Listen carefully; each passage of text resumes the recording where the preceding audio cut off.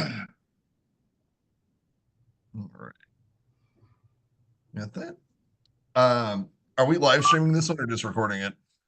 We are recording it for now. I tried to put it on live stream and it doesn't seem to be working. So you guys want to go ahead, we'll record it and I'll contact IT about this and we can get it up. Okay, that sounds good to me. So I'm going to call this meeting of the Committee on Special Facilities to order at 4:04 p.m. on February 6th. And item number 1 is an invocation, so I'd like to start with a moment of silence.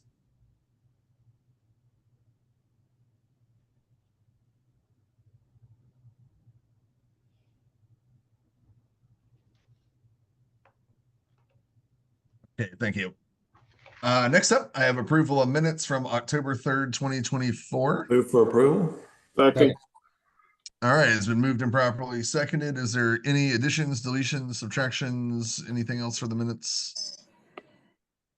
All right, hearing none, I'll call the question. All those in favor, please signify by saying aye. Aye. Aye. Any opposed? Unanimous, the ayes have it. And I will turn it over to Romaine for item number 3, the special facilities update. All right. Thank you, guys. I'm going to start with the ice storm from the week of January 21.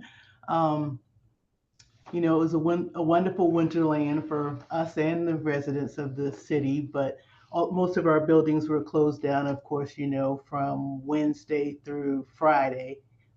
Most of the buildings opening back up on Sunday, although the old exchange, on Monday.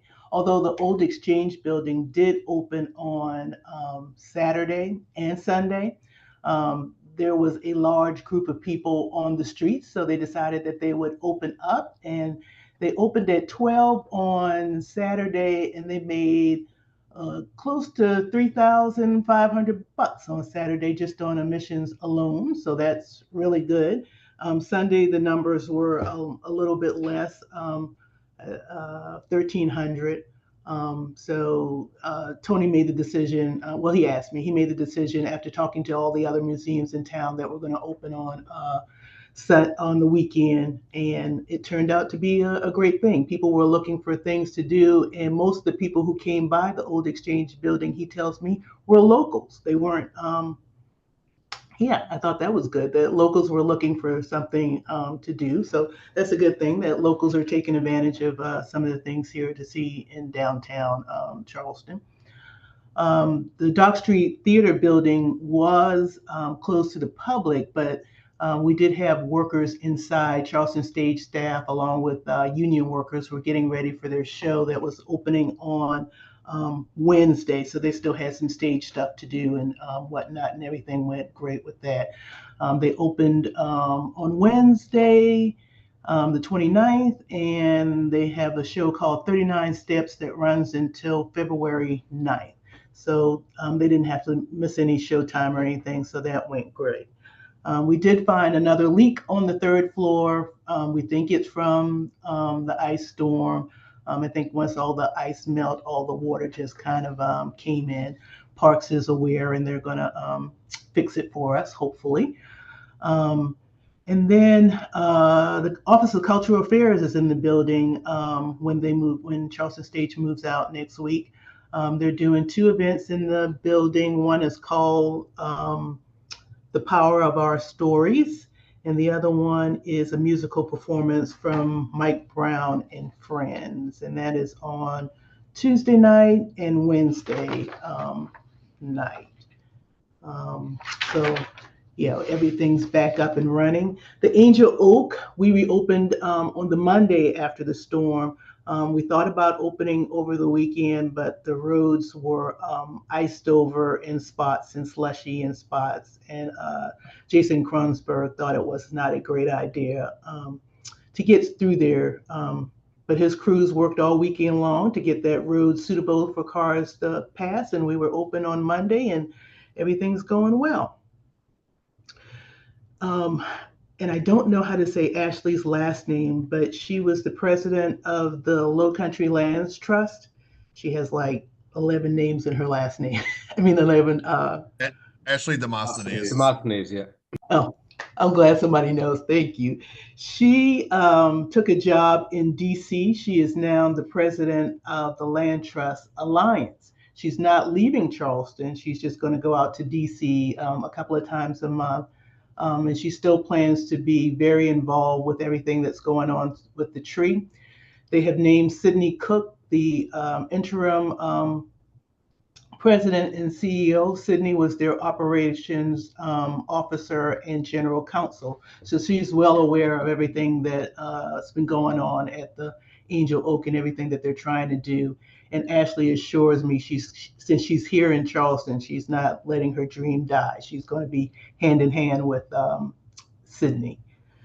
And Romaine, I see Councilmember McBride's hand is up. May I go to him if you don't mind real quick? I appreciate that. Yeah, just based on from the Angel Oak discussion and the road closing because of the snow and everything.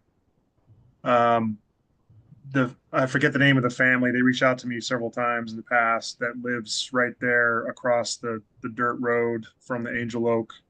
And their property is right there.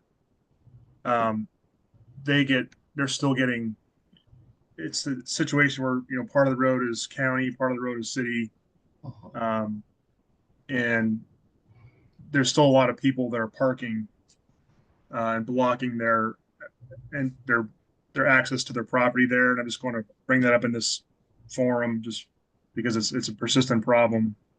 And they literally don't leave their home at a certain time of the day because there's so many, visitors on that road. I know it'll be resolved once Angel Oak is redone completely in a couple of years, but it's just been a persistent problem, and I can put somebody in touch with them to help try to resolve that. But it's just another case where city, county need to work together to try to help them out. Okay. Yeah, I wasn't aware of that, but have they tried putting up signs or anything for not parking or? Yeah, I think so. I'd have to give you an update. I can send you a summary after this. Yeah, I see that gate when I go out there, but I've never seen, I didn't even know a house was back there, but it could be. But yeah, we can help them out any way we can. And yes, you can send me their information. I can try to talk to Parks and see what else we can do. I see Matt's hands up. We can get with Michael Mathis and TNT and see if that's a place that we can actually have the city sign shop make something and install it in the right of way, something that looks really official from the city if we're able to do that there. Awesome. Thanks. Yeah, I think an official sign versus the yard signs that sometimes go up would probably at least assure 80% compliance. I'm glad you realized that. Oh yeah, no, you assume 80% compliance and enforce at the margin. So yes. All right, Romaine. Okay, everything else is running smoothly, well, as smooth as possible out at the Angel Oak. And we're gonna, everything is going well at the Old Exchange and the Slave Mart too. The Slave Mart, the Old Exchange is usually open all weekend long. The Slave Mart is just usually open on Saturdays, but in February we open for Black History Month. So, on Sundays. And so we're going to be open on Sundays from 12 to 5 every Sunday in February for Black History Month for patrons to come by. And we do that pretty much yearly. I think I saw a lot of you at the ribbon cutting for the Boeing lab at the Maritime Center. The South Carolina Aquarium opened their Boeing Center, and it's a beautiful facility. I know the mayor was there, and I saw several council members from close up and afar, so I think all of you were there. We still have a lot of issues from, I think it was Tropical Storm Debbie. That was the name of it, Debbie, that tore up most of the docks at the Maritime Center. There is a large portion of the dock that is now not being able to be used for transient boaters, or the fuel pump area is not up and running either. We were just getting the fuel pump area up and running and taking it apart to have it fixed and replaced. They found some unforeseen damages, and so it's still going to be down for a little bit. And we're in the process of shopping prices right now. No idea when that, I know it's been a while, but no idea when that's going to be back up and running. And I think Matt will probably let you guys know about it later, but one of the recommendations we have from Siemens, who does most of the work out there, and they're doing all the repair, because of all of the freak accidents that we've been having lately, they're suggesting that the city put in a seawall at the entrance to the maritime dock to try to mitigate some of the damage from wind, water, and whatnot. And that's pretty much all I have for you guys today. And did I miss any hands? I'm sorry, I never look up. No, I was just actually rearranging on my screen, so I have all the council members at the top just in case. Well, thank you for that update. Do any of the other council members have any questions, concerns about the updates?